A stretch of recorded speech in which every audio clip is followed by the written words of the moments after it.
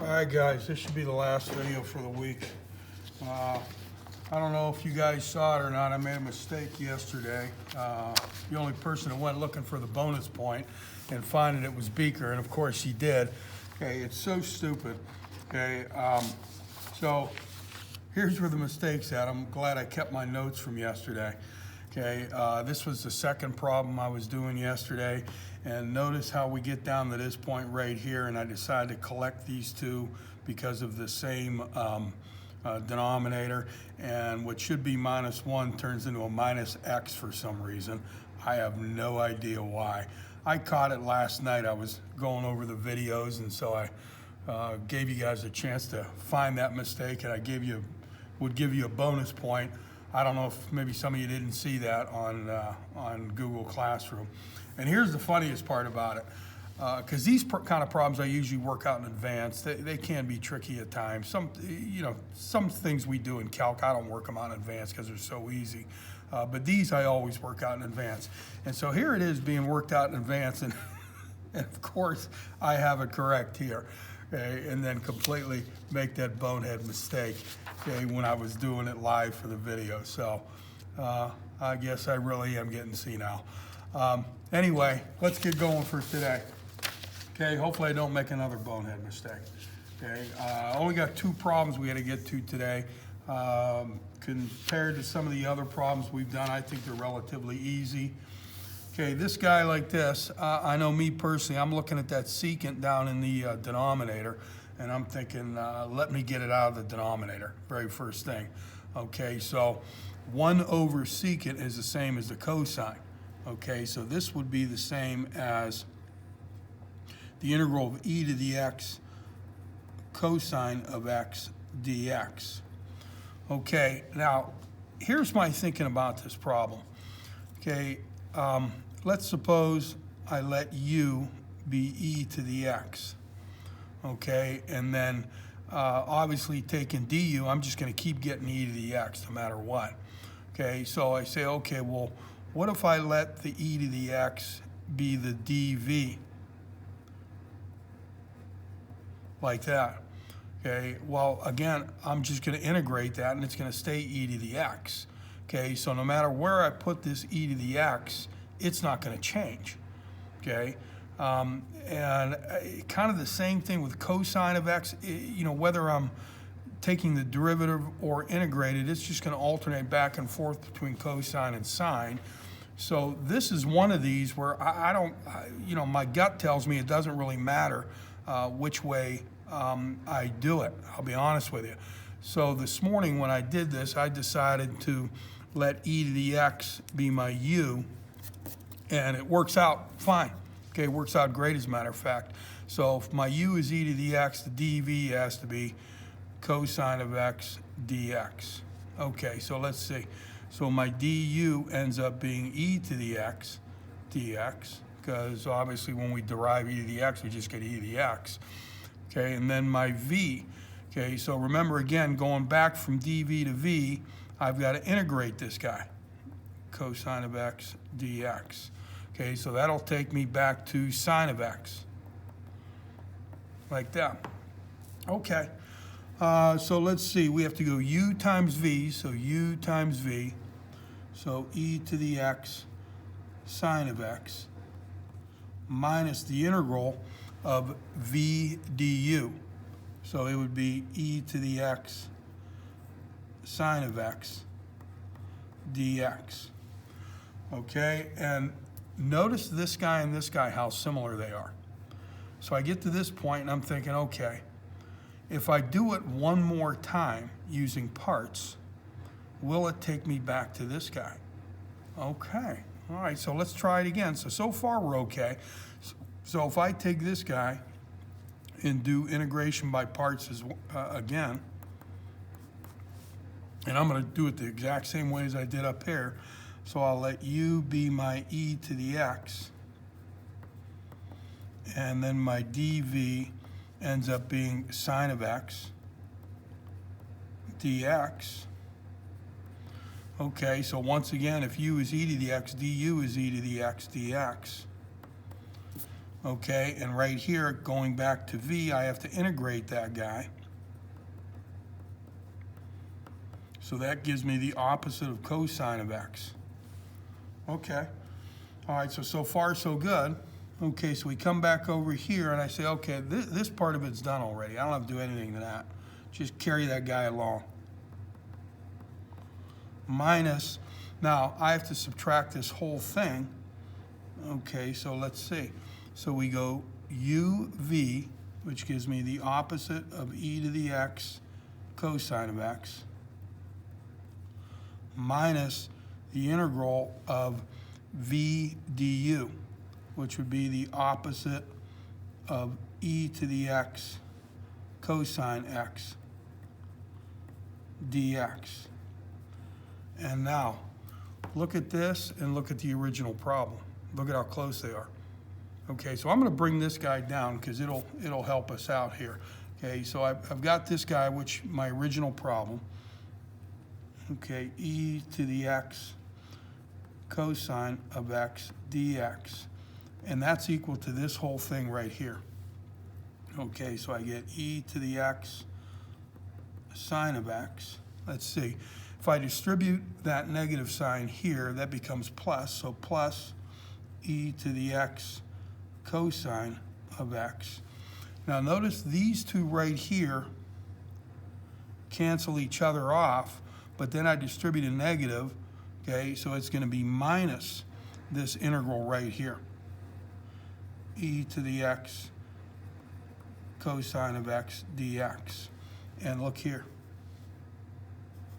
Similar terms.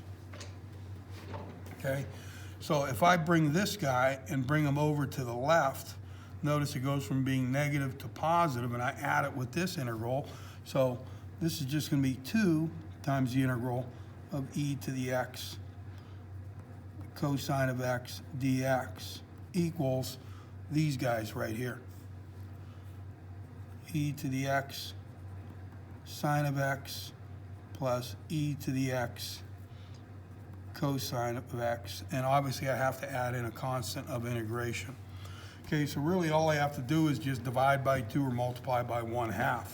Okay, so my original problem, okay, this guy up here, okay, the integral of e to the x cosine of x dx ends up being 1/2 times this, or this whole thing divided by 2. It doesn't matter how you want to do it. E to the x sine of x plus e to the x cosine of x, all divided by 2, plus some constant of integration. Okay, and so you have your answer right there, and that's one form of the answer. You know, as I'm looking at it, I mean, you might do something like this. Notice that there is a common factor of e to the x in both of them. So I could see somebody say, well, why not factor out an e to the x over 2? Okay, so you might have something like this, e to the x over 2 times sine of x plus cosine of x plus c. Somebody might put it in that form. Okay, so there's a couple other different forms you could probably play around with, but either one of those, they both look fine to me. Okay, so cool problem. Okay, got exactly what I should have gotten based on what I got this morning, so I did make a mistake on that one. This next one's kind of cool. Okay, and it brings us back to a topic that we finished up last week, which I'll bring up here in a second. Okay, so you're doing this guy, and I know the very first thing that pops off the page to me is, why not apply the power rule and get rid of this exponent right here? So the very first thing I'm thinking of is, you know, why not say, well, isn't this the same as the integral of 2 times the natural log of x dx? So wouldn't that be the same as 2 times the integral of the natural log of x dx? And I say, okay, well, wait a minute, don't we have a formula to do this? And so we go back to what we were doing last week, and you say, wait a minute, I got a formula for that right here. So shouldn't I just end up with 2 times this guy right here? So shouldn't I get 2 times x natural log of x minus x plus some constant of integration. And yes, that's what you will get. And so what happens here is, to get these formulas, which we did already, okay, you've got to use integration by parts. That's where what this guy is derived from. So let's do it. Okay, so let's see what we got going on here. Okay, so I'm working with this guy right here. Okay, so I've got this 2 times the integral natural log of x dx. Okay, so I've got a u, I've got a d u, I've got a dv, and I've got a v. Now this one's different because notice we're not multiplying two different functions. Okay, it's not like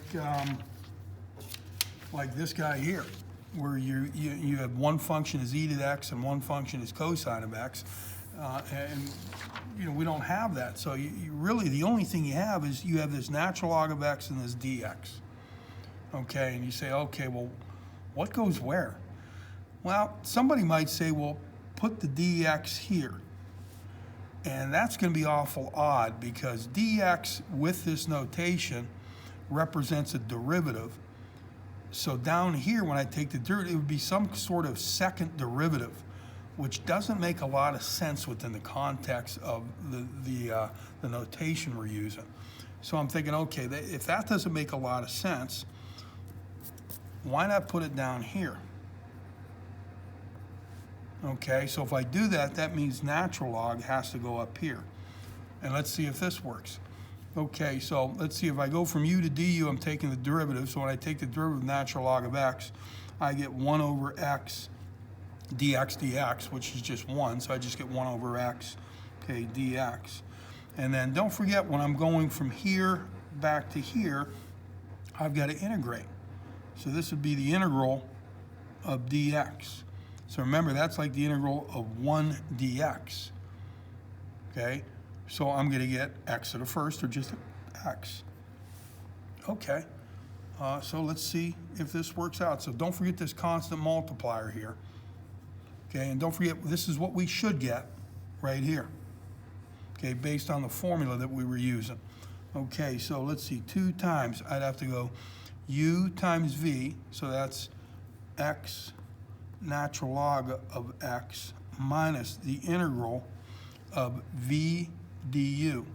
So it'd be x times 1 over x dx, like this. Okay, we get 2, let's see, this x natural log of x is done, minus, well, notice these guys cancel each other out. So I just get the integral of dx. Well, we already know what that is. That's x. Okay, so I get 2 times x natural log of x minus, this guy just becomes x, plus my constant of integration. And lo and behold, that guy and this guy are exactly the same, and that's what I should get. Okay, that wraps it up for this week. You guys probably already saw I posted the week 3 quiz yesterday, so if you have any questions, you know, shoot me an email, send me a text, whatever, and you guys get going on that, and it's due next Monday, just like it has been the last couple weeks. Okay, so you guys stay safe out there, and I miss all of you.